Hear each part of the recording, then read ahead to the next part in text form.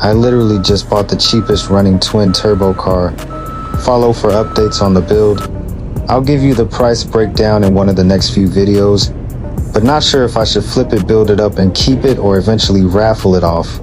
Let me know what you think. Subscribe to stay updated.